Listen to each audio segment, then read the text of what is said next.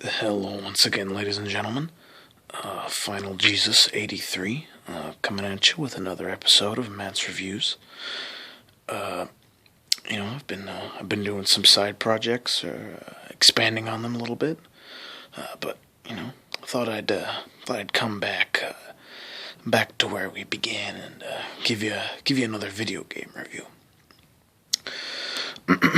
But this one's going to be a little bit different in that this video game is a lot older.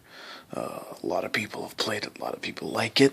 I'm going to be reviewing a game called Final Fantasy VII.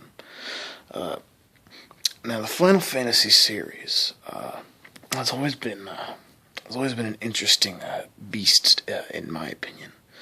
You know, they started back in 1975.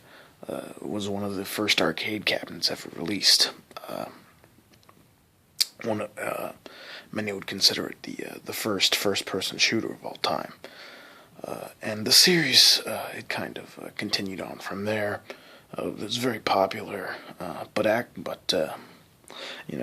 a lot of you may be aware, at Final Fantasy V, they decided to break away from the first-person shooter gameplay that it had been renowned for, and became what people would consider a real-time strategy game. And Final Fantasy V was not very well received, and I wasn't a huge fan of it either. And there hasn't been... Final Fantasy V came out in 1995,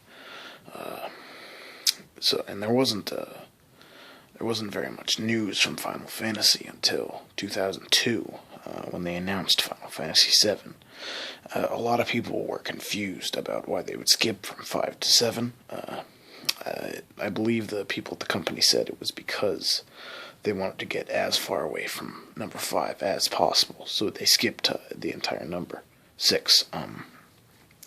But 7 was a bit of a return to form for the Final Fantasy series. It returned to the classic first-person shooter gameplay.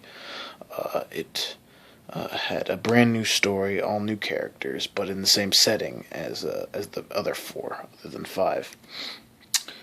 So, history lesson over. Let's get to reviewing the game. Final Fantasy VII, as I've already said, a first-person shooter. The mechanics differ a little bit from Final Fantasy IV, in that you can actually use guns in Final Fantasy VII, which I think the series was a little bit in need of, it being a first-person shooter and all. It also implements dialogue options, you being able to choose your own dialogue and kind of influence the story, which I also felt was much needed. Story itself, not incredible. I mean, that's never really been the Final Fantasy series' strong suit. A good story, but it is passable. The characters are pretty decently likable. I'm a big fan of Cumulonimbus. He's my favorite guy. Also the Incredible Hulk. Like him a lot. But other than that, the characters I would consider pretty bland, I guess. A little generic. The gameplay, moment to moment, I think, is usually pretty exciting. Final Fantasy series has always been very good at their pacing, keeping the gameplay, exciting, as you're going throughout it, not having it be too bogged down by dialogue and cutscenes. And this game's no exception. So,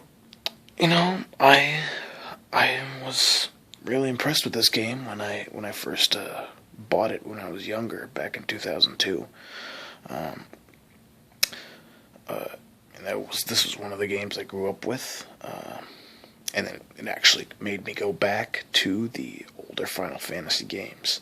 And I do have a deep appreciation for them, but Final Fantasy VII will always be the one that sticks with me, because, that's just what I grew up with.